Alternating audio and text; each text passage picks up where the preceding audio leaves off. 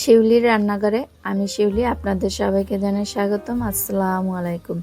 আজকে আমি স্বাদে ম্যাগি মশলা দিয়ে সবজি ভাজি করব, আর সে পুরো ভাজির প্রস্তুতিটি আপনাদের সাথে শেয়ার করব। আমি এখানে সবজি ভাজি করার জন্য 2টি প্যাকেট নিয়েছি। এবার এগুলো আমি কেটে একটা বাটির ভিতরে ঢেলে নেব। ম্যাজিক মশলাটা সত্যি ম্যাজিকের মতো কাজ করে। আপনারা যে কোনো খাবার, নুডলস রান্নায়, ভাজি রান্না, যে কোনো রান্নাতেই আপনি এটা ব্যবহার করতে পারেন। দেখবেন আপনাদের খাবারের স্বাদ অন্যরকম করে দেবে।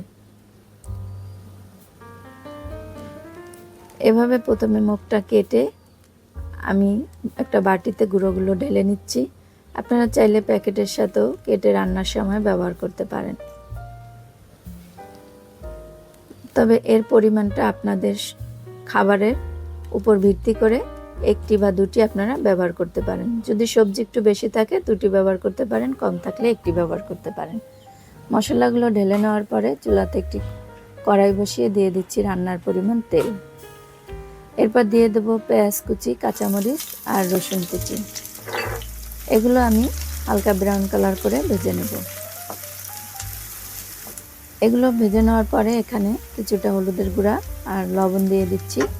এবার এগুলোকেও কিছুক্ষণ ভেজে নেব, যাতে করে হলুদের উগ্রগন্ধটা চলে যায়। আর এভাবে হলুদ তেলে ভেজে নিলে হলুদের কালারটাও সুন্দর হয়।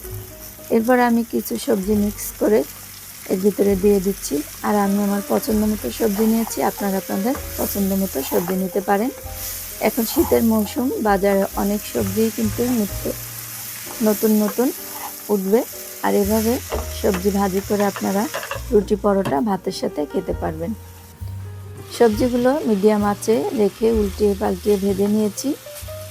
এরপরে এগুলো যখন ভাজা হয়ে আসবে সেই পর্যায়ে আমি ম্যাগি মশলার গুঁড়াটা দিয়ে দেব।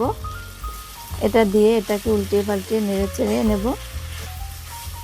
এটার সাথে মিক্স করার পরে এটাকে 2 মিনিটের জন্য দমে রেখে দেব। 2 মিনিট পরে ফিরে আসলাম, দিয়ে দিচ্ছি কিছুটা ধনিয়া পাতা কুচি। ধনিয়া পাতাটা দিয়েও এটাকে উল্টিয়ে পাল্টিয়ে নেড়ে চেড়ে 2 মিনিট ভেজে নেব। আর এই পর্যায়ে ভাজিটা পুরোপুরি ভাজা হয়ে গেছে। আশা করছি আপনাদের এই রেসিপিটি আজকে ভালো লেগেছে। ভালো লাগলে অবশ্যই লাইক, কমেন্ট, শেয়ার করবেন। আর বাসায় এভাবে তৈরি করে খেয়ে কমেন্ট করে জানাবেন। আজকের মতো এখানেই বিদায় নিচ্ছি। আসসালামু আলাইকুম।